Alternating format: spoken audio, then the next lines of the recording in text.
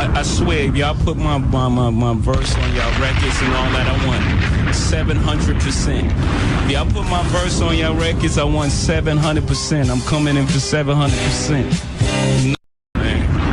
Yo, I swear, if y'all put my verse on y'all records and all that, I want 700%. If y'all put my verse on y'all records, I want 700%. I'm coming in for 700%. Yo, I swear, if y'all put my verse on y'all records and all that, I want 700%. If y'all put my verse on y'all records, I want 700%. I'm coming in for 700%. Yo, I swear, if y'all put my verse on y'all records and all that, I want 700%. If y'all put my verse on y'all records, I want 700%. I'm coming in for 700%. Yo, I swear, if y'all put my verse on y'all records and all that, I want 700%. If y'all put my verse on y'all records, I want 700%. I'm coming in for 700%. Yo, I swear, if y'all put my verse on y'all records and all that, I want 700%. If y'all put my verse on y'all records, I want 700%. I'm coming in for 700%.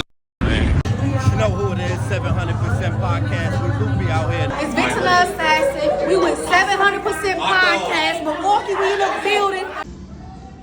Yo, welcome to the 700% Podcast. We got the Honorable Iron Sheikh, the Army of Allah War General, man. Sheikh was good, King. Good, everything is Gucci, man. We here above ground glory. You see me, I'm here fresh and fresh.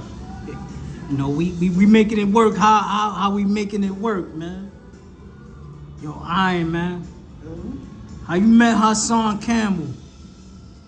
I met Hassan in the early 90s. We both was in the streets. Hassan was a hitman. I was a hustler. Hassan was running around with B.O., legendary. Bronx legend. B.O. was extorting everything, knocking niggas off and all that. Hassan was his protege. So Hassan was a hitman, I was a hustler. You know, I was on my fly guy shit like I always is. Like I'm always is. When I was on my fly guy shit, hustling, getting street money, moving and grooving, fucking with the bunnies. House never used to talk when we was little. You know, when we was in our teenage years, I never even really heard him talk. He used to just be ripped up on go time. That was like around 91, 92. Wow.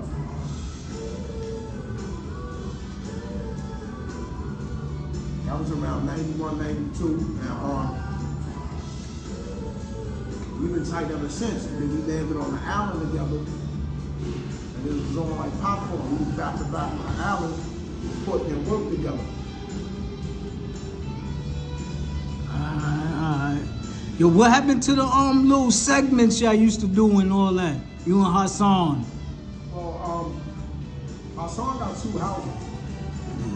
One in upstate New York and the other one in another state. So he be moving around and then, you know, we on grown man time. He got a lot of kids by a lot of women. I got a lot of kids by a lot of women. You know, we be handling our business, getting to the bag and all that. So our times, we conflicting. But that's still my guy though. Like at any time I can get up there, I can get an interview, whatever. That's my guy. Like we here. You know, we just be busy and I be busy. Our times don't be aligning up. That's all that is. I think about a month and a half ago, you posted a clip of a bootleg Kev interview, and he was talking to 38 Special. And bootleg what interview? Bootleg Kev. Yeah. Bootleg Kev. Shout out to was it Bootleg Kev? Yeah, Bootleg Kev. He was interviewing 38 Special, and you know he gave you a shout out. How you meet 38 Special? Well, when I was up north on a 1-year curfew violation, I ran in a special 2009. I battled Ta-Shane 2008, Lions Den. And then I did the 1-year curfew violation. No, I battled Ta-Shane before that, because I did a 2-year curfew violation after Ta-Shane. But I did a 1 year Curfew Foundation up north, and I was in Riverview Correctional Facility. I had the jail and the smash with the bars and all that. I killed everybody in the yard because up north I used to battle for cartons of cigarettes and all that. So one day my man come in my dorm, he's from Rochester. He's like, yo, my man is here from Rochester, he's a beast. I'm like, what's his name? He's like 38 Special. Back then it was 38 Special, like the gun. So I'm like, 38 Special. I said, I know I'm a Screen Landing artist. He's like, yeah, my nigga here. I'm like, well, I don't know him. I never met him fresh in the flesh, but what we doing? We battling or something? He's like, yeah, my nigga nice. We gonna see him at Chow. I told him come to dinner. I went to Chow, seen Special in mess hall. I'm like, what's good? King like, ain't nothing, man. I heard a lot about you. You know, with the little accent on him. Said, King, pull up to the yard tonight. He pulled up. I thought we was gonna battle, but Special like, nah, I ain't really into the battle shit. But you know, you can spit something, I'll spit something. And, you know, we can do it like that. So I spit like 100 bar clip, dumping the whole yard, going bonkers. And then Special spit and shit, and that shit was fire. He spit some fire, and the shit was different. So that's what I like that. But yeah, like you know, to me, anybody outside, to most New York dudes, most dudes from the Five Boroughs, anybody outside of New York has a down south accent. So when he was spitting, it was in his accent, in his Rochester accent, but it sounded like a down south accent. So anyway, after he spit, I'm like, man, you got some shit. He's like, yeah, you fire too, man. And then we used to be in the yard like every day, every other day.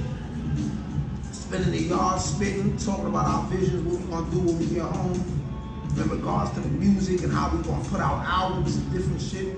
And I went home first, and I remember I seen him the day I was going home, August 28, 2009. He was like, yo, Iron, go out there and do what you're supposed to do, man. You know, I wanna see you at the top, nigga. I'll meet you when I'm out there, I'll meet you at the top. I'm like, yeah, I saluted him, I dapped him, I spent off. And then when that nigga came home, we got back in contact with each other and we've been vibing ever since. That's my guy. Who's getting off the most in them ciphers though? It was different. It was kind of like,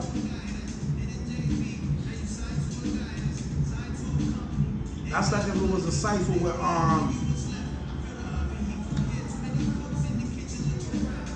that's like if it was a cipher with Joyner Lucas and Pusha T.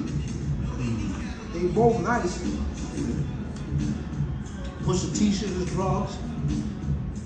You know, over the stove, you know, dope boy music, dope boy bars. And Joyner Lucas shit is more lyrical. Pusha T, not saying Pusha T's not lyrical, but his shit is more dope boy bars. Joyner Lucas is more metaphors, motifs, triple entendres, you know, compound words, multi-syllable shit. So you could put it in that sense. It was like a cipher with Joyner Lucas and Pusha T. Alright. When we gonna get that Iron and 38 collab though? I gotta ask 38 Special that question. Okay.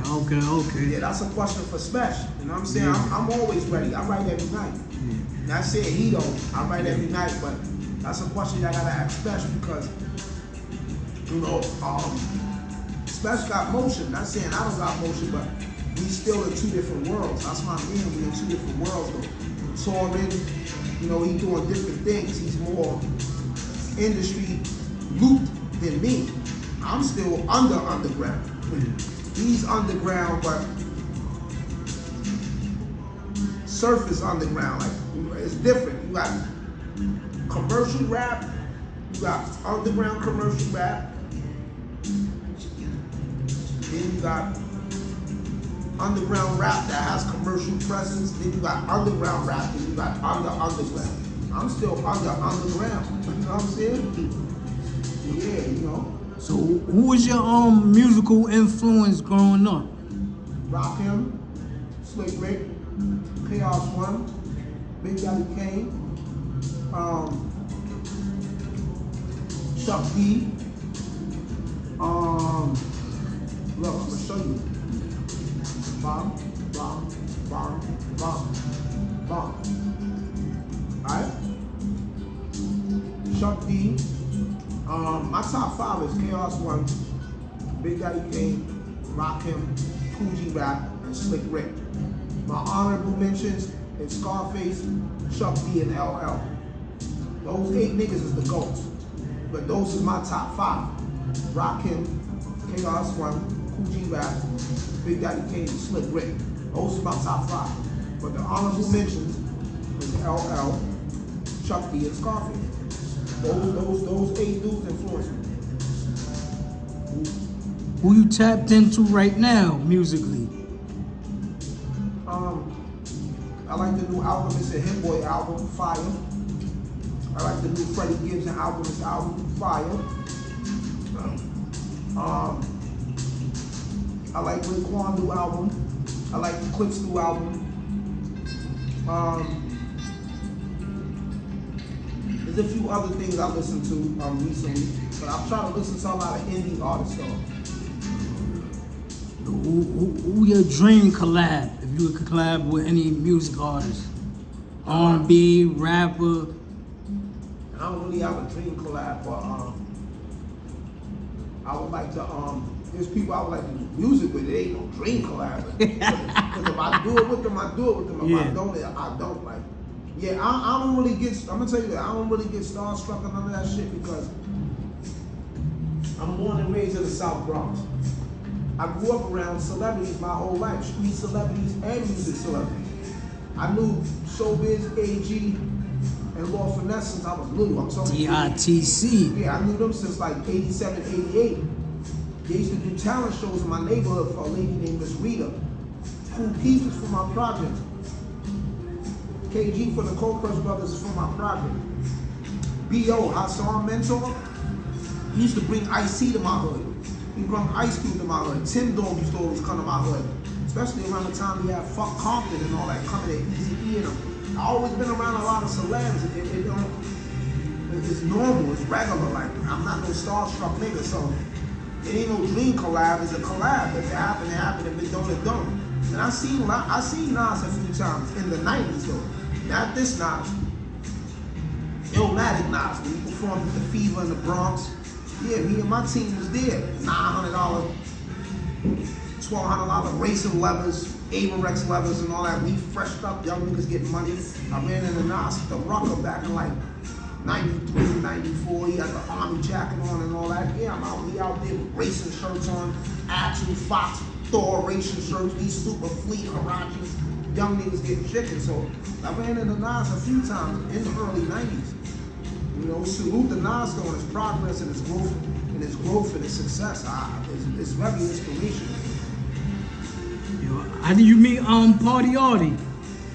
I met Party Artie hustling in P80. Huh? And I said P80, aka P80. Yeah, rest in peace P80. I met Party Artie in the early 90s hustling in this project, 91, 92. You know, I'm from Cortland, so we up the block from Marhaven.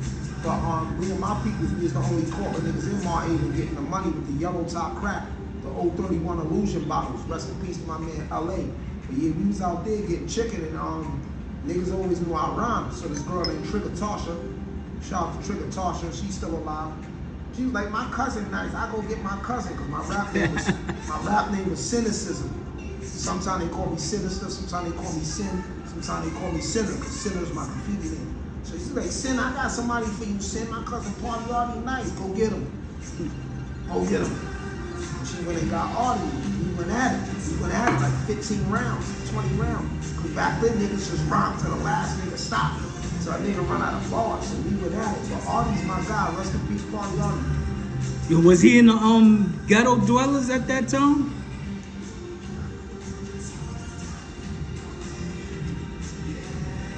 Yup, it was called Ghetto Dwellers.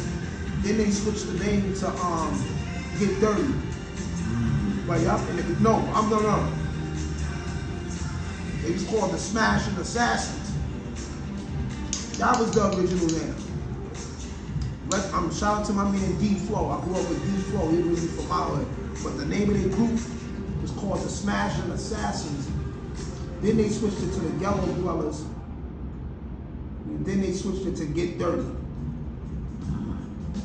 Yo, I got a question from my guy Terror. He said, what would you do to improve the culture? What culture? Battle rap, hip hop.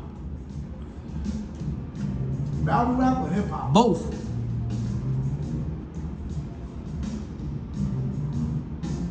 One thing hip hop need again is a pyramid.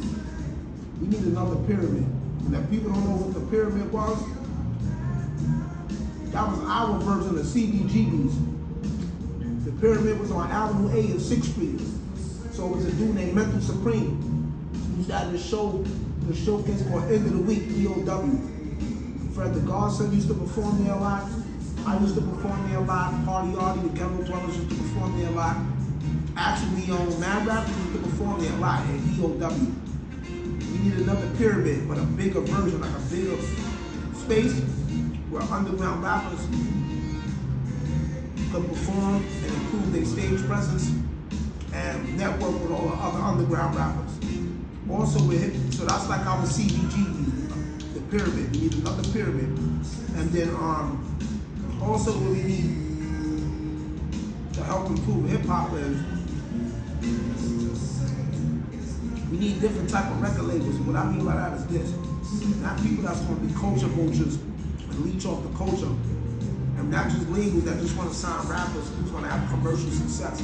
Right? We need like more loud records, more Koch records, where underground dudes can get a deal and still do what they do without being judged and without being mocked. But they have their own lane and their own families. How Koch records have William Flush, Mike Geronimo, you know, how Loud records have Pun Remy and them. They was all like commercial underground type. My guy Fly Rex said, yo, what happened with Beanie Siegel in Atlanta? So in Atlanta, they got this event called the A3C event. It's like Atlanta's version of Southwest by Southwest. I'm out there in Atlanta, me and my man DJ Jamio and my man Sites TV. I runs into Beans, because we cutting through the back block. But we about to get up out of there. Beans must have just performed that day, like a few minutes prior. So he's coming out through the back. I see him. I got the dashiki on, the kufi on. I'm cleaning up, but I got like Islamic attire on. I see him. Yo, Beans, what up? Assalamu alaikum. He act like he didn't hear me. I said it the second time. He act like he didn't hear me. He was talking to some dude, and you could tell he was fresh off that shooting because he looked like he was 10 months pregnant. His stomach was popping out. His stomach was mad big, but his body was skinny. So, you know, that was around, that was like at that time when he got gunned down. So, when he didn't respond the second time, I stood by for like a few minutes, and he like didn't acknowledge me. I'm like, fuck this bum ass Philly nigga. And DJ Jamie over there, shut up, nah, fuck that nigga. That's why he got clapped up. That's why the nigga looked like he's 10 months pregnant. I spent on him and I said it loud enough so you can hear me. I ain't give a fuck. I ain't scared of none of these things. That's why the nigga got clapped up and he looked like he's 10 months pregnant. So we spent off. We go like 4 blocks up to the car. The car's parked. I see the fucking Dungeon family. I see Big Gift. With mad Shout out to Gift. So I'm like, oh shit, Big Gift, what up, Chip? Like, what's good, bro? It's like that, what's good, bro? My name, man, I'm Sheikh from the Bronx, battle rapper. He's like, oh shit, I heard you. Like, what's going on, man? You out here for the A3C shit? I'm like, yeah, I said, I just seen the bum ass nigga Beanie Siegel down the block. He was acting like mad Hollywood. He said, listen, man, some niggas is like that, man. He said, but you see us, you see the Dungeon family. We on concrete, nigga. We outside. We here, man. He was, you know, don't worry about that. Like, brush that shit off. Just keep moving. I'm like, yeah, you know, I appreciate you, you mad down to earth. He's like, yeah, I'm from the hood, man. And, you know, I ain't, you know, we ain't talking about nobody else, but Big Gift from the hood. You know, the Dungeon family from the hood. But he just told me, brush that shit off with beans, like, brush that off. But yeah, you know, but look how God works. Niggas don't be humble. God will humble you. People got clapped up. Then Lick Moss, not Lick Moss, one of the Philly. Teefy Bay. Teefy Bay knocks him out. Then he got popped, no more chicken, no more that super Rockefeller chicken. He got the hot dog truck. Yeah, God don't like ugly. When niggas be in position, niggas be moving funny, and then God be humbling niggas. Now you hot dog truck man, mad at Hove and all that. I ain't mad at him. He got a nice little business. I commend him. He keeping it pushing, but yeah, I ain't a fan of BBC. So did you ever run into him again after that? I never ran into him, but I don't slander him. I never ran into him again, but I try to avoid slandering him because He Muslim, yeah. So when you Muslim, you don't supposed to dog your brother's name. Yeah. Your brother's property, name, and honor is sacred. So if the strength we both Muslim, I don't even get into that with him, and I don't even want to meet him. Yo, Dutch KIB said, what's your thoughts on the Diddy sentencing? Yeah, Diddy need to sit down for a while. He was partying too much. He was having too much fun. He had fun for 30 years. So you think the 50 months is justified? I think you need a flat 10 because niggas need to sit down and reflect and realize all the bad you did. How you want to come home and do it better and put your people in position to win without you jerking them and robbing them and holding their masters and making them in debt to you, right? And then another thing, according to the court case, the court trials, they were speaking in the courtroom, they said niggas was not doing Cassidy and he was rubbing their nut on his nipples. Pause. Now he in jail, he can rub all the nut he want on his nipples because there's a lot of booty bag niggas in there. And there's a lot of lizards in there, so now he can do whatever he want. He like to play with niggas' meat and all that. He gonna be in a can now, there's a sausage fest in there, you have all the meat he want. That's my take on that shit. I ain't really a fan of Diddy, man. He's a Mount Vernon nigga. Always wanted to be a Harlem nigga, Bronx nigga. He always emulated a lot of shit we did in the Bronx and Harlem. I don't like niggas that be claiming other areas and pretending and all that. That shit is corny. You gotta be yourself. You gotta be true and be authentic. Yo, Dutch also said, what's your thoughts on the government shutdown?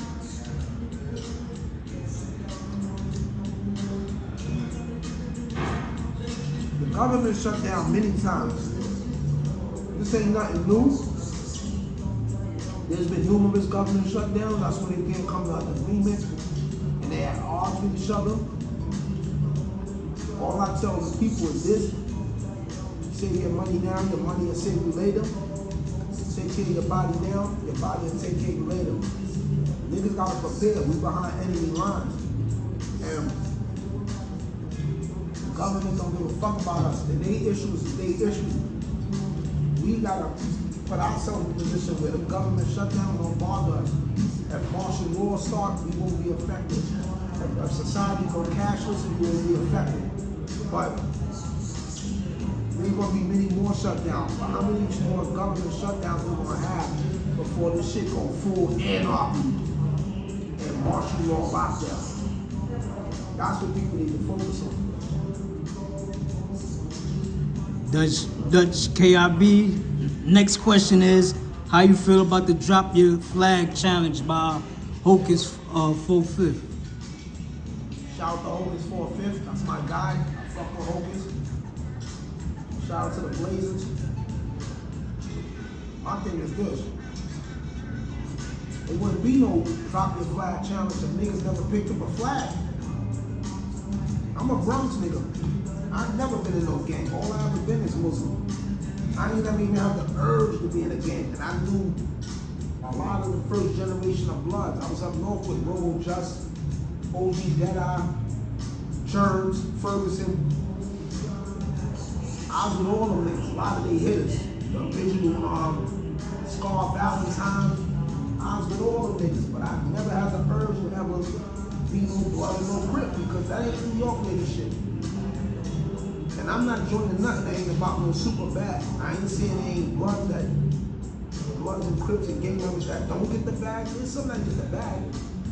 But it ain't based on the bag. The shit is based on balance and hurting each other and genocidal shit of black on black or Latino on black and black on Latino and Latino on Latino.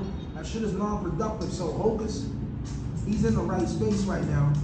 I just wish niggas would have thought about that earlier, 15 years ago, 10 years ago, 20 years ago, because a lot of niggas' grandmothers and all that got cut to fucking with that shit.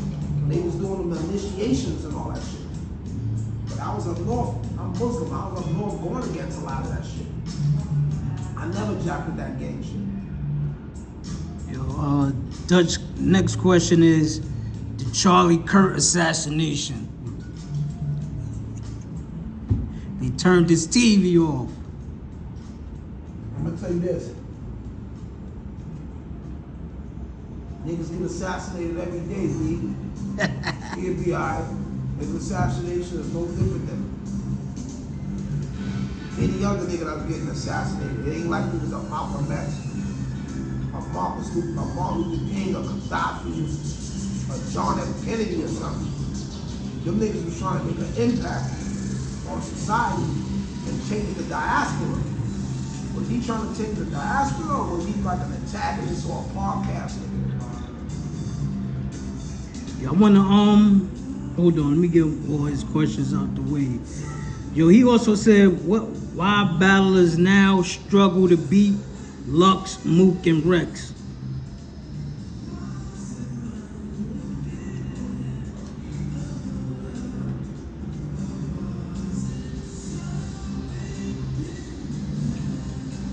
Lux, Mook, and Rex is GOATs.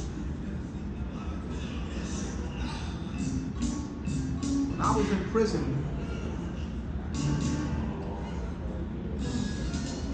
in 2004, 2003, the niggas was rhyming back then on DVDs, battling. The niggas was kids. Excuse me, the brothers was being kids. They was like probably 15, 16, battling, running around. So they the pioneers for all the dudes that came after them. They the pioneers, they the ghosts. A lot of these young dudes underestimate them, think they still don't got it, but they do, and they still hungry. So it's hard to beat them, and it's like a polished boxer. Once you got it, you will never lose it. They know techniques these young niggas don't know because they the ones that invented it for this generation. Alright, this is the last question for Dutch. I'm gonna add on to his question. He said to ask you about official popping on Coffee Brown. I didn't see that. I heard of it, but I didn't get to see it. Alright. And boogers is gonna fight, bro. Chicks gonna fight. That's what boogers do. They fight. Boobs pop out. Yeah. It's a boob fest. You know what I'm saying? That's what they do. That's booger shit. My part to that question is, are there boundaries in battle rap? There's no boundaries in battle rap. Because I'm gonna tell you this. All due respect to hands. I respect hands. And hands respect me. And I'll never disrespect hands, and I'm sure hands will never disrespect me. But during the rap, during our battle, I already had certain shit pre-written. Hands' moms died around the time we battled. Like R.I.P. to her. Rest in peace to Hands' mom. But in my rounds, I already had certain shit written. I didn't take it out. If y'all notice in my rounds, I said I'll shoot your moms in the face with a gun at the rip a bullet in half. But I'm glad he was smart enough and conscious enough to know that that shit was just battle rap. I was just in my bars already prior. I would never, I told you, I showed you it. Nah, somebody hitting you though. Oh, nah, they gotta wait, they gotta wait. Yeah, they gotta wait. Record all that too. He said they gotta wait. It's probably one of my baby mothers. Let me see the phone? Yeah, it's probably one of my BMs, bro. She's bugging out. She gotta chill out. Yeah, We keeping all this. We outside. Yeah, we outside. Hold on a minute. My bad, y'all. Yeah, my baby mom's is bonkers, man. Yeah, yeah. Huh? Yeah, man. So, I'm listening though. Now you was talking about you had you glad Hands understood like the bars was just battle rap. Yeah, I'm glad Hands understood it was just battle rap. Like I've never disrespect his moms. And it was a good battle. It turned out to be a classic battle. Shout out to Hands. Wishing you a speedy recovery on your health. Get well, King. Yeah, get well, Hands. Okay, so speaking of battle with Hands on Vlad's Killer League, how did Iron Sheik get into battle rap? When I came home in 05,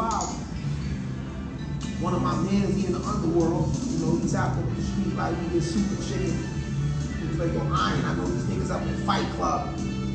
Word, I'm gonna bring you to I'm gonna introduce you to my man in Fight Club. That shit is jumping. I'm like, oh shit, I'm familiar with that. I heard of Fight Club. Like, yeah, my man Executive Nick, International P and all of them. He said, all them niggas is my man. So he took me to the studio. And that's when I ran into, I met Executive Nick, I met International P, I met a few other people. I can't think of their names right now. It ain't kicking in.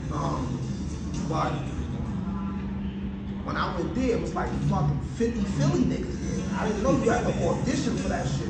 I thought niggas just be at the pool table. Like it'd be nice, you just can make it to the pool table. Bro, I battled like 50 Philly niggas, 20 Jersey niggas. That shit was crazy. Bro, I ran out of bars. I was rhyming so much. Nigga, I lost my voice. So I got into battle rap through Fight Club. See, up north when niggas battled, it was more about who just had the better verse. In Fight Club, they like, yo, your bars and verses gotta be direct to your opponent. You gotta go tell about your opponent. And that was my introduction into battle rap. Then from Fight Club, I went to Lions Den for 3 battles, and then How you got plugged in the Lions then? I knew Luck since he was a kid, but you know, I went to the can. I did that Shrek. You know what I'm saying? I did them bionic numbers, but yeah, I ran into Lux one day on 8th Avenue, and he was out there, and it just so happened he was auditioning for Lions Den. And he was with I remember there was a fat nigga there named Rated R. He used to rhyme, fat nigga named Rated R. There was other niggas there, Arsenal and different niggas. So I'm like, yo, Lux, I want to battle you on Lions Den. He's like, what, beloved? No, at the time he wasn't saying beloved. He said, what? He said, what you say, God? I said, yeah, I want to battle you on Lions Den, man. He said, what's your rap name? I said, I'm Iron Sheik, Bar Guard, Star Lord Imperial. What the fuck are you talking about? So he's like, nah, it don't work like that, man. Yo, you gotta build your buzz up, man. You gotta build your buzz up. You gotta work your way up the ranks. You gotta battle niggas and catch some kills. So I said, bro, I'm already nice. I respect all that. But he said, you gotta earn it.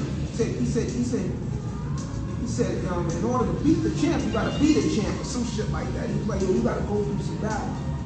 So I said, how I get on Lions then?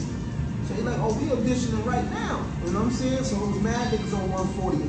Back in 2005, 2006, 2007, no lies to be over 40 cameras out on 140. All type of DVDs, 18 bars, 16 bars DVD, crack DVD, smack DVD, Sub-Zero, Bronx Blocks DVD. It was all type of shit out there.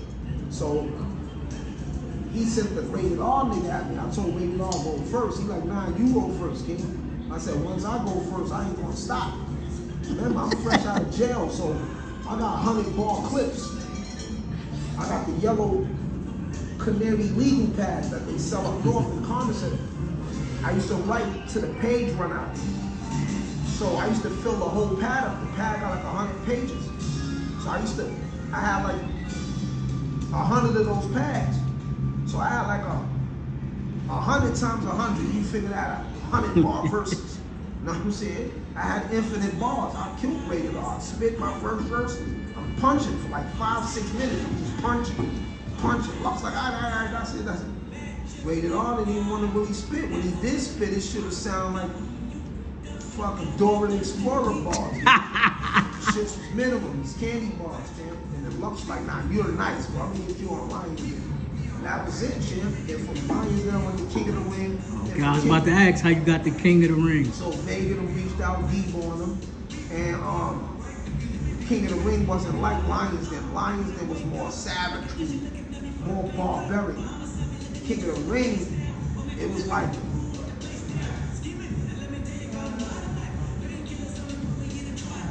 they was their own people, but it was like going from Marvel Comics to Image comic books. If y'all familiar with comic books, if y'all not, it's like going from WWF. Lions Den was like going from WWF to ECW? No, because Lions Den had ECW feel. Original ECW, Sabu and the Sheikh and all them niggas. Sandman and all them niggas, yeah. Nasty Boys, Cactus Jack when he had the missing ear with the leather man. Yeah, so, Vader ripped off his ear. Yeah, they ripped off his ear. So Lions Den had WWF and ECW. Star Power, but it had ECW Savages. King of the Ring was like an AEW. Oh, okay. Yeah, it was like, it wasn't, you know, so when I battled the Kid Pushback, he's snapping and all that shit. I only wrote 20 bar verses from, but I'm punching in every verse. You know what I'm saying? But he went longer, but he was rapping longer, but he's snapping and all this stupid shit. You know, you iron cheeks. And like I'm iron, like my butt cheeks is iron. He was doing clowning shit. I had legendary bars, geared up, ready for war, impossible boot jump, knife to the neck, blood everywhere. Tropical fruit punch. That joint go viral every year. Yeah, I'm punching shit. No, that's the most famous bar from King of the Ring. That shit resurface every year. So this gonna lead to my next question. I seen Vlad like a year ago try to bring King of the Ring back. Did you get a call? Nah. Vlad, no, I don't battle rap no more. I'm not. So you done? The gods don't mingle with the mortals. Kings don't eat with the peasants. And the only time wise and hang around fools is when they educate them on slavery.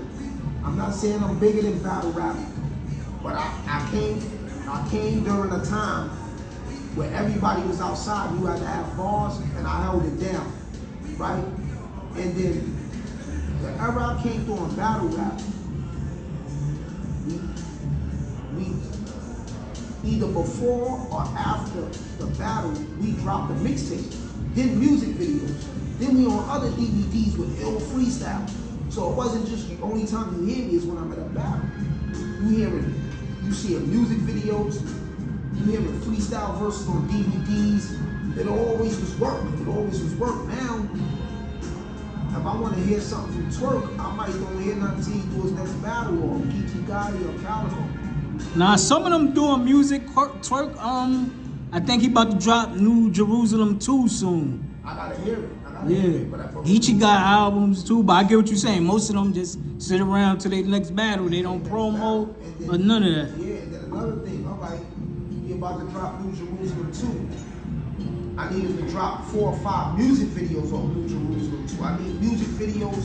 I need everything. Visuals is important. Visuals and everything. You know what I'm saying? Interviews, do an interview tour, you on all podcasts. I need to see you. Because I'm going to tell you, these dudes got sponsors and they get a music bag. I need to see you on bars, I-Round 5, Rap Radar. He was on Flex last year, Twerk, and Geechee. That's big. Flex never called me, you know, but that's big. I'm happy. Salute. You gotta line that up, Flex. You from the BX, man. What you doing? Twerk is my guy. When we was in Atlanta, we had fun. Niggas had fun. That shit was crazy.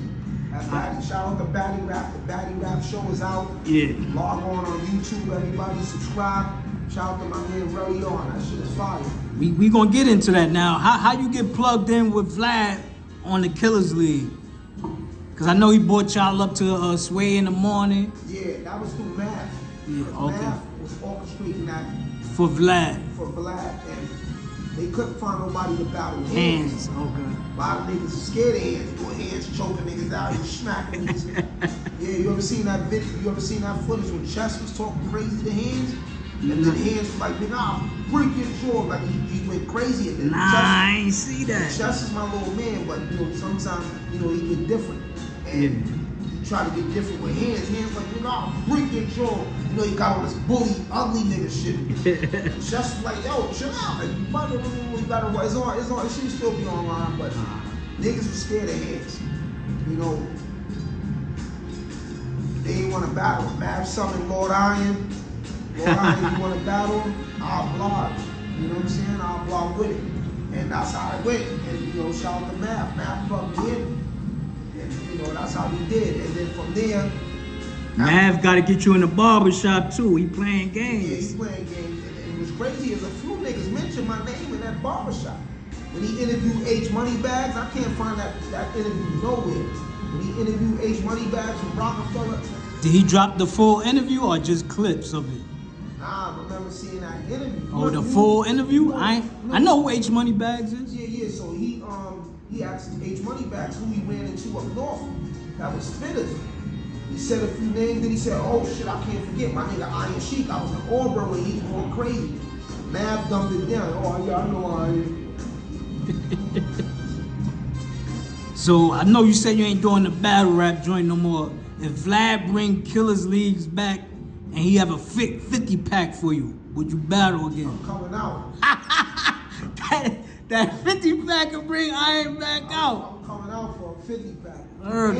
I never got to see you battle live. That's the only thing. And I'm gonna craft some of the darkest, punchiest bars alive. Cause there's a few niggas in battle rap that got my style right now. You want me to name them? Yeah. The kid, the real Sheikh. Real sick, yeah. He fine. He got my multi-syllable style, right? This the updated version. If y'all don't know, of almost 10 years ago, he did the same thing. Like, yo, this person got a little iron in them paws. So 10 years later, it's an updated version. Real Sick wasn't out back then, 2016. Yeah, Real Sheikh wasn't out. Real Sheikh sound like me, got the multi-bars and everything, the multi-setups. The kid Ace Amin got a little bit of me in him. And he did an interview in the past and shouted me out. Shout out to Ace. Yeah, Ace Amin shouted me out in the past. Him and his team. I forgot his other team members. But they was talking about the Goonies? Huh? The Goonies, yeah, but I don't know all of them. I wasn't familiar with them. It was him, Twerk, Ryder, Jackboy Maine. Okay, I think C3 joined later on down the line. So they was mentioning hands coming in. Ace was like, nigga, the big homie Iron killed him. Nigga, Iron Sheikh, man, the big homie. You know, so shout out to Ace Amin and them. But yeah, Ace, who else got a little bit of my influence? They always try to say me and Grizz had similar energy, like the old original Grizz, because before I stopped battle rapping, niggas used to try to get me to battle Grizz. But my last battle always been in my mind, me against Daylight, and I was gonna bow out. I was gonna sacrifice Daylight. Nah, for real, I was gonna sacrifice his soul. Shout out to Quill. Yeah, shout out to Quill. Shout out to the Batmobile. You know what I'm saying? But I was gonna sacrifice Daylight and just disappear into the smoke. And no battle league didn't want to pick that battle up because he was trolling. No, during the Collab TV event, niggas felt that hands won. But now when everybody look back at the footage, damn, Iron was super elite. It's too late though. I'm going into the darkness. I just do dark soul. I just do dark music. So all I do is dark soulful music. How you feel about ghostwriting? I'm with it. I mean, ghostwriter holler. I'm still punchy. I always drop new shit. I'm barred up. Yeah, like I never left. My shit be punchy. My shit is still sharp. My pen is bananas. Yo, alright, now I'm gonna jump into the baddie rap. How you get plugged in with that, the baddie rap? So Relion is my guy. You know what I'm saying? Me and Relion have a bond in real life outside of music. Me and Relion is getting some chicken together. Back in 09, 010, or 11, we get some money together. And you know, he always stayed solid with me. We always kept in contact. And when this opportunity came, he said, y'all can summon my man Iron. I fuck with Iron. Relion always reach out. Relion is a genuine, real nigga. He ain't never get on no funny shit with me. Always been solid with me. And that's rare these days and age because a lot of niggas will use you and won't fuck with you. Or they'll fuck with you when you lit or you got motion. When you ain't got no motion, they don't fuck with you. No matter if I got motion, no motion, I'm invisible. Relion and tap in. I ain't what's up with you? Everything good? Love is love. I'm just checking on you. Boom, boom, boom. Yeah, it's genuine, you know what I'm saying? So shout out to my brother Relion. Batty Rap Show is out now. Everybody subscribe, tap into that thing. Yeah, the reason why I asked you about the ghost writing, because it was an episode, I believe 3 or 4, you damn near was kind of ghost writing for Miss Ill, like you was damn near spoon feeding her bars. I didn't see that episode yet, but I remember the situation. Yeah, I was trying to show Fatty them. back, Matty clap. Yeah, I was trying to show them, you know what I'm saying? All she had to do was structure that. Like, I'm like, damn, I'm like, do you know her personally? I'm like, I must be cool with her. I know Miss Ill through Showtime TV. She was a part of his battle league or whatever. You know what I'm saying? Or whatever. But Got like the camera on the shoulder, like you was giving her I a heat. I was snatching shit out of the air. You know You was like, yo, you gotta be funny with it. I'm like, yo, this is damn near ghost writing. Listen, I was telling them shit, and I don't know if they took it. Yeah. All you can do is give advice. You can't control the model. Yeah. Bullets in my gun is the size of Saratoga box. You know what I'm saying? Little chairs. Everybody talking shit like Goods is here. Grown man boss. You know what I'm saying? Yeah. I'm just snatching shit out of the air, though. Yeah, You know what I'm saying? Aviator helmet with the airplane goggles. You know what I'm saying? Whatever. But I was just snatching shit, giving it to them. Launch pack swag, man. Yeah. You know, that day I was a little motivated and shit. It was a vibe there, but I don't know. They ain't do good with the information I gave them. Yeah. And then she got annihilated. So like who you seen in the house was like, oh, alright, she shorty got it. Like she. I'm gonna tell you, yo, the best battle there that I liked it. Yeah. The whole series is out yet. I think it's one more. It's episode supposed to drop tonight at midnight.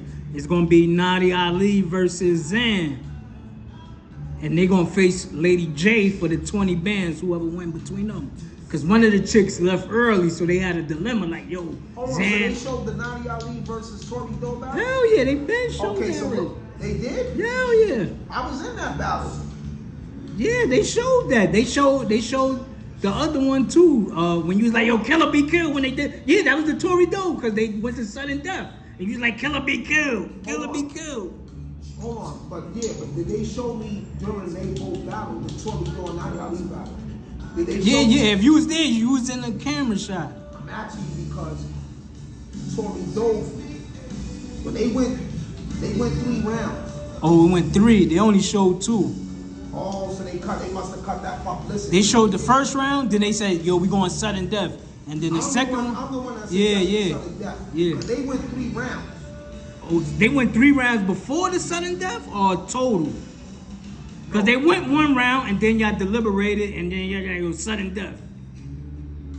And then Tori kinda, I guess she felt like she ain't have enough. I don't remember how many rounds it was, but I remember they went at it back and forth. Yeah, they both went twice. So I told, but when I was there, I can remember 3. Because I told Tori Doe, because that's the little sis. I knew Tori Doe since she was little Queen of the Ring. I remember when Queen of the Ring first started in 2009. Yeah. We in 2025. So I remember when Queen of the Ring started with Misfit was there, E Hart battle, Norma Bates battle, E Hart battle, the girl, Duchess battle, the girl. Shout out Norma Bates. Yeah, Sky was there, Duchess was there. Remember Duchess? Yeah, I remember Duchess. Yeah, so long story short though, I'm the one when they was like fake tied up, they was like, yo, they both were great. I'm like, sudden death. And I remember at Lions Day, we used to have sudden death. So I'm like, yo, sudden death, they gotta go 1 more round. And Tori Doe, I guess she didn't really have nothing to grab back. Yeah, she kind of conceded. But I ain't gonna lie, Nadia Ali is different. Shout out to little sis Nadia Ali. Nadia Ali, she was going through a lot while she was there, emotional shit about her kids. She was going through some shit while she was there. Everybody wanted to gang up on her and fake beat her up at one time. Yeah, but sis got some bars. Nadia Ali got bars. I like her shit. I like Zan shit. I like the pretty girl from Texas or something. Nah, I think you mean Chicago. Asia Mora. Yeah. Lady J from Texas. Oh yeah. Asia Mora, the little booty joint. She always was quiet on her done up and shit, but Shorty had some bar. Everybody had some shit there, but that stood out to me. Nadia Ali, Zan, Nadia Ali, Zan, and the booty girl. Isaiah Mora.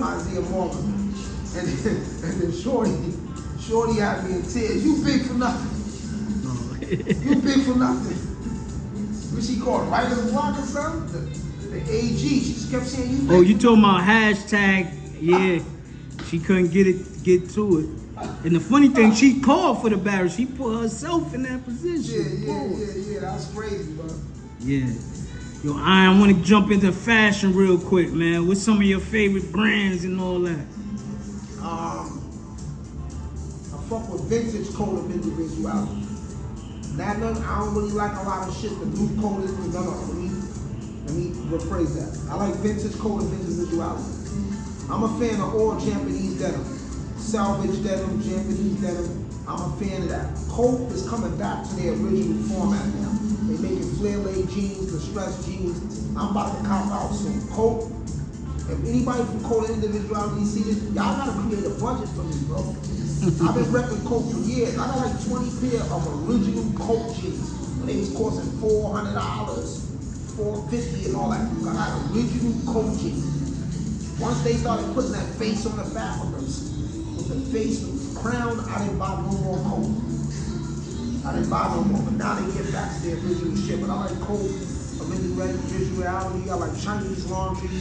I like Scotch and Soda. I like Sergio Tacchini. I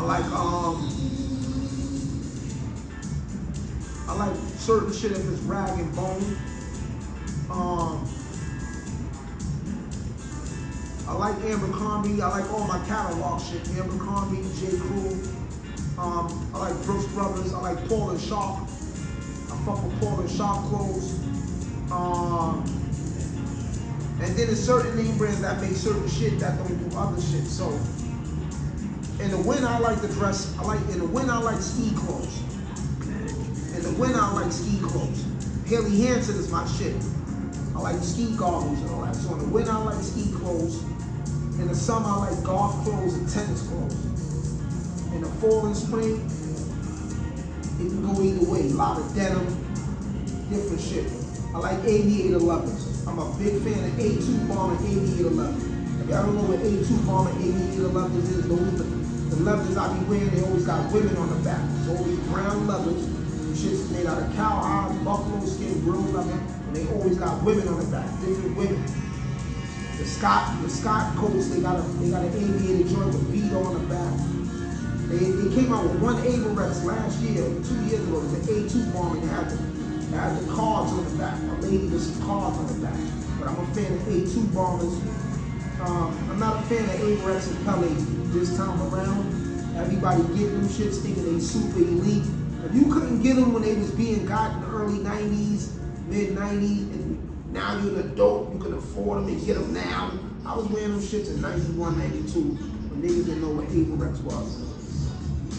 Alright, so what's your gripes with Jordan and Timbs, man? Cause as long as I know you, you always say, I don't fuck with Timbs, I don't fuck with Jordans. Jordans, I only had one pair of Jordans in my life.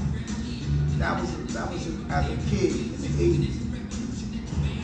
Jordans never was my shit. The Jordans now really ain't my shit. Jordans back then was made with real leather. Now this shit is made with like most shoes, sneakers. This shit is plastic. Right? And when black people had stopped wearing Jordans, the Spanish people kept Jordans alive. The Spanish people were still wearing them. That's who kept Jordans alive, the Latino community. And that's because the mommies be wearing size 2.5, size 3.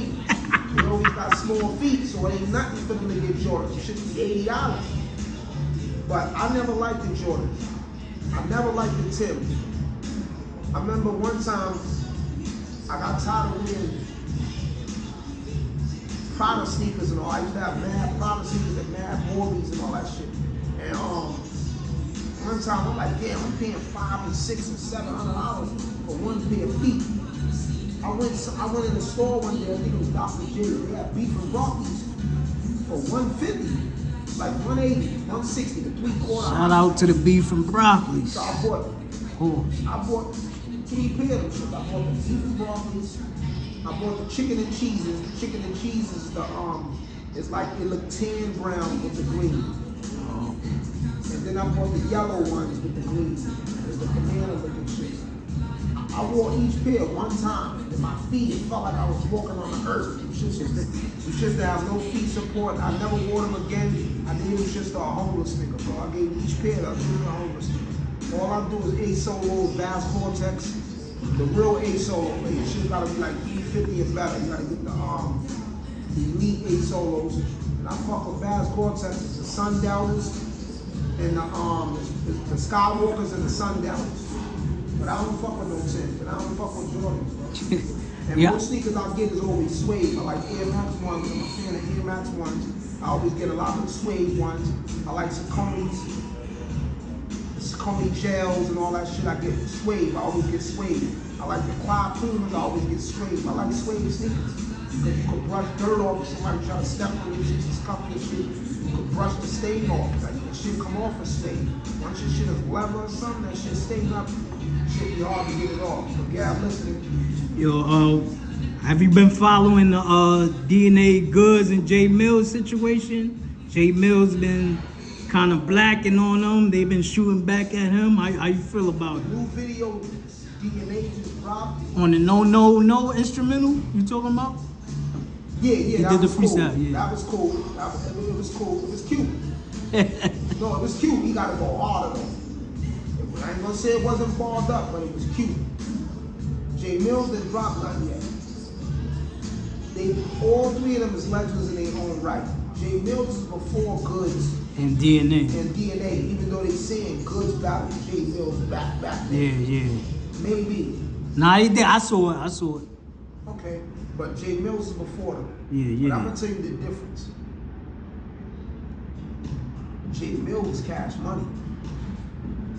Whether people feel he went on that label and sat idle or he didn't get the do he had to do. He was on 2 hits. What was the 2 hits? Bedrock and Every Girl. Those was some anthems. What's Bedrock? The Young Money joint. I go. I can make a bedrock, man. Oh, you can make a Bedrock. Ooh, that's girl. Chris Brown shit or something, right? Nah. That's Trey Songz. Nah, that's Young Money. Wayne had a compilation album. You're right, I remember There's that song. Drake on there, Nicki, Jarvis, Look. Weezy. J Mills is on 2 hits. I think Tyga on there too. J Mills, y'all can make your bed rock. Yeah. All right, cool. J Mills is on 2 hits with Goods. You mean Wayne? With Wayne. I don't care if you don't know J Mills, nothing else in existence. He on 2 major hits with Lil Wayne. Lil Wayne legendary, right? I'm gonna finish answering. My guy Corey Guns, even though he's still cooking to this day, he's dropping videos and I'm doing Whispers. Shout out to Whispers and Corey Guns. Even though he's still cooking to this day. People like, oh, Corey Guns still underground. He's on 6 foot, 7 foot. Yeah, that's a fact. And he's Ain't on a milli, yeah. Those is 2 hits out of the stratosphere. So Corey Guns is legendary and J Mills is legendary. Them niggas went they went the Young Money, both of them. And they did some things with Wayne. I don't know if they ghost wrote for Wayne too. I think they kind of probably helped with a ball here and there. But J Mills legendary. He's Cash Money, Young Money.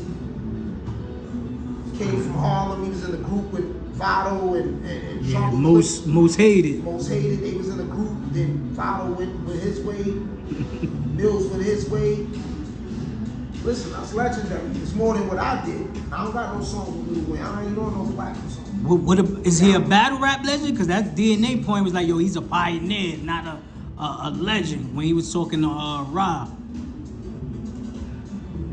Uncle Rob? Yeah, that when he was going at J Mills, it was with Uncle Rob. I knocked all those out. I got like 2 more. He might But he was saying J Mills a pioneer and did legendary shit, but he's not a legend as far as battle rap. I'll give him pioneer. So he's not a legend in battle rap. No, because in order to be a legend means. All right, so this is what a legend is, people. Because I know a lot of people call I ain't a legend. People are like, I ain't a legend. The haters probably like that. A legend is when you do something different. When you bring something different, or when you got something that influences everybody. Yo, we back, man. We went on a quick break. charge up the camera. We back. I ain't Sheikh, man. Yeah, so like I was saying, right, what makes a legend is a legend brings something different to the game. A legend do things different and change the course or the climate of the game, and a legend influences many others through their experiences and through their contributions to the culture of the game, right? Rakim is a legend because when he came into the game, he changed the way dudes rapped and rhymed. And then he also inspired others like me and stuff like that, right? J Mills is a pioneer. I can't call him a legend because I don't know what he has done that was legendary that changed the game of battle rap. I don't know. I wasn't there. I was locked up.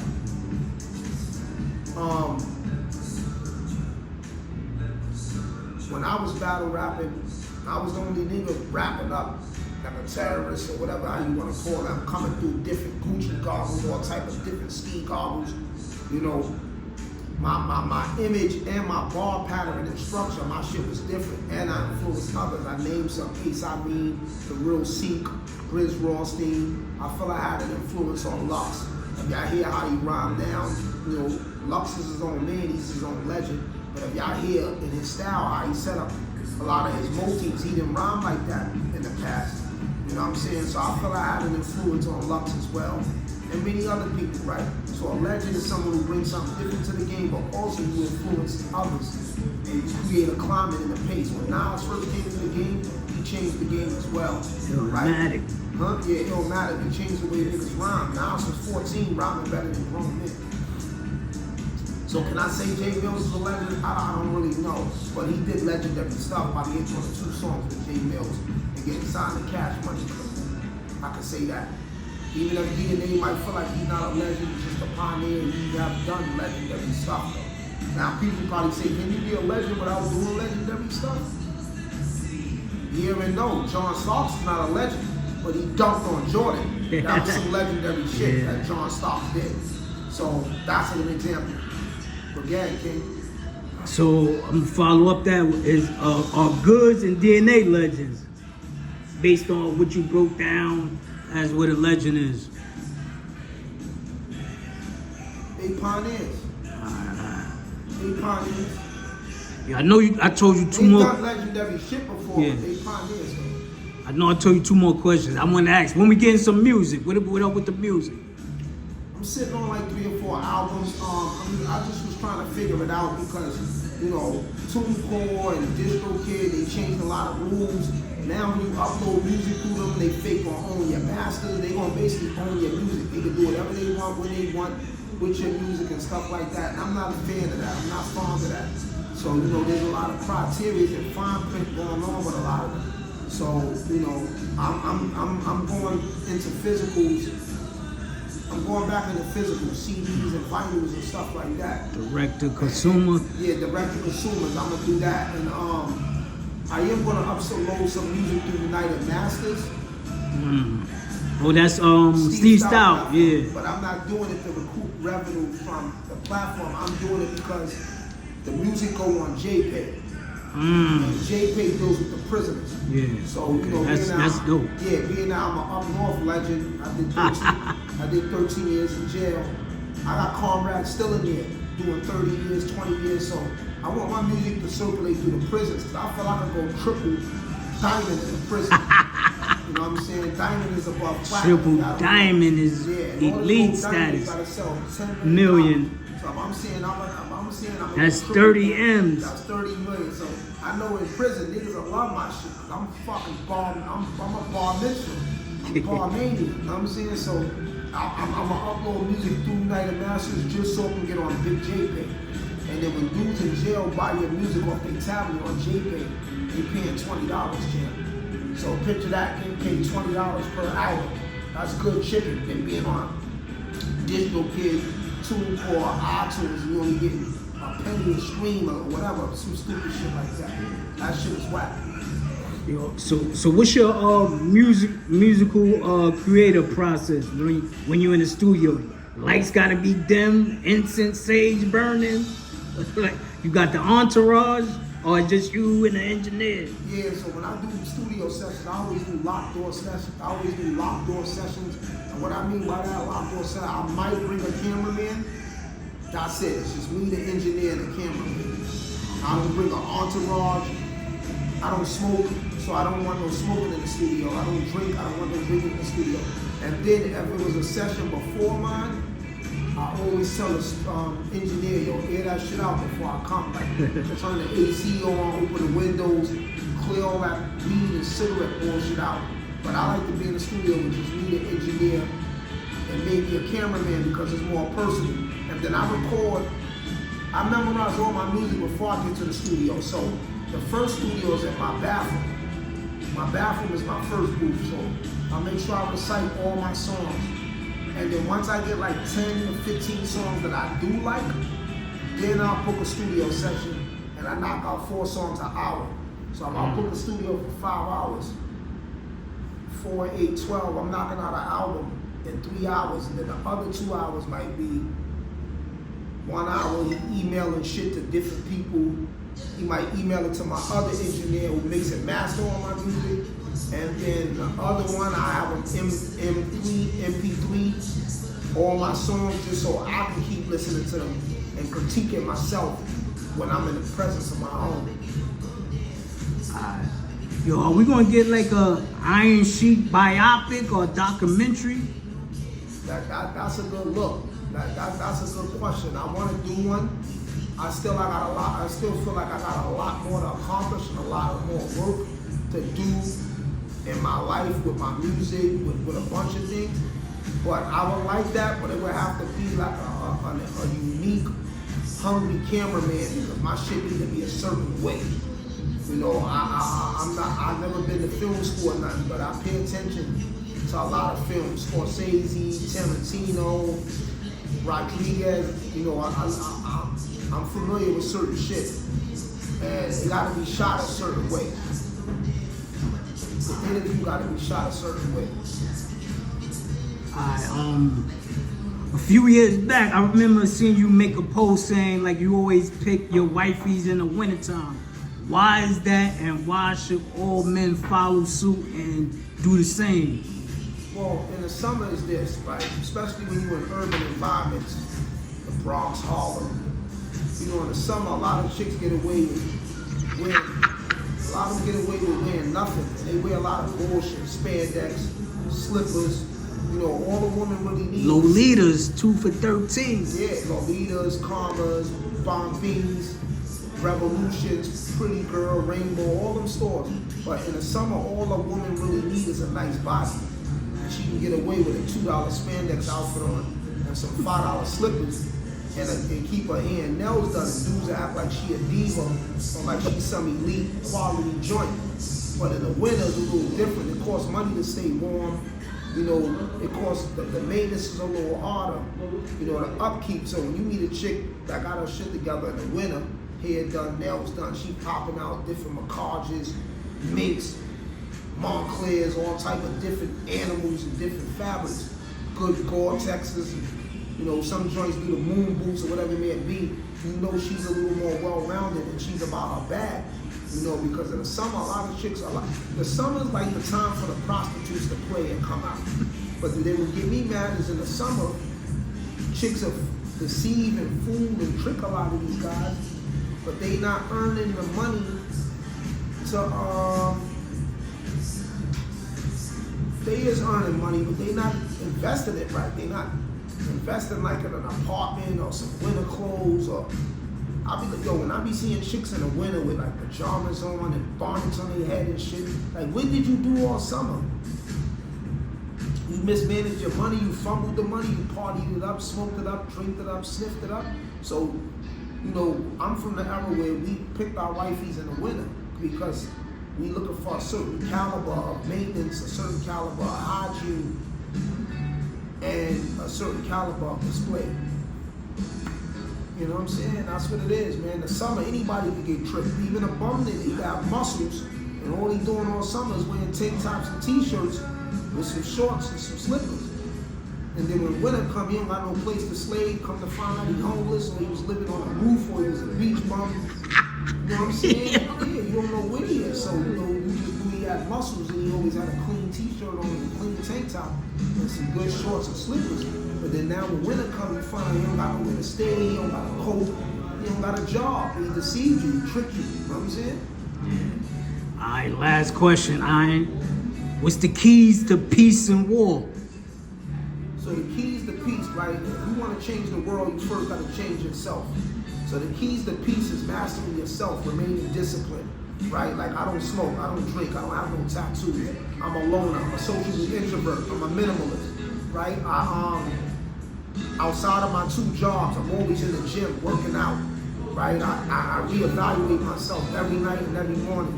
I read a lot of books, philosophy, psychology, behavioral science, history, right? And these books, you are what you eat, you are what you read, you are what you listen to, you are what you drink, right? Touch, taste, smell, hear, see, your 5 senses. You are what your 5 senses intake, right? So you intake a lot of bullshit, liquor, weed, cocaine, you watching these fake talent shows, power, ghosts, and you want to emulate this shit. That shit can start wars because you're not disciplined and your characteristics is toxic, right? So the keys to peace is being disciplined and mastering yourself, being spiritual, being godly, and striving to live righteous and having integrity. Integrity is doing the right thing even when nobody's watching. You know what I'm saying? But just constantly building and working on yourself. The keys to war is minding. You want to know what starts war or what's the keys? Nah, what's the keys to war? How you function in war. Yeah. So how you function in war is you never lose your cool, you never panic, you always remain calm. You have to evaluate and study your opponent, his weaknesses, his pros, his cons, his flaws, right? You gotta know your demographics, right? And you gotta know your limitations, you gotta know your pros and cons, your limitations, you gotta know your enemy's pros and cons and limitations. Same thing with boxing. They study the game tapes. Okay, Pacquiao got a good left jab, he got a good uppercut and he's fast, right? But Pacquiao ain't good on defense, right? He's good on offense. So when you're in war, you have to learn what works for you and what don't work for you, and what works for the opponent and what don't work for the opponent. And you gotta capitalize off their weaknesses, right? But one of the keys to war is avoiding war, right? One of the main keys to war is avoiding war. Because a war you don't gotta fight is a fight you don't have to fight. A fight that you don't have to fight is a fight that's won, right? Because we don't really want engagement, right? So when you don't, a war you can avoid is a war won. It don't make you a sucker or a coward. You avoid it, right? Real men of power, they don't want to war with each other because at the end of the day, it's just nothing but destruction, and it's going to be a loss on both ends. And also, war fucks up the money. Unless you're a conqueror, unless you're pillaging and conquering and salvaging people's countries and shit like that. But other than that, war is bad for business. All right, there we have it. The legendary Honorable Iron Sheikh, Army of Allah, man. Shout out to NHB. The gods don't mingle with the mortals. Kings don't eat with the peasants. The only time wise men hang around fools is when they educate them on slavery. Stay up like a couple hours back on my collar crack and we get up like sit-ups. Stay diligent and militant, people. Iron, oxygen, uno.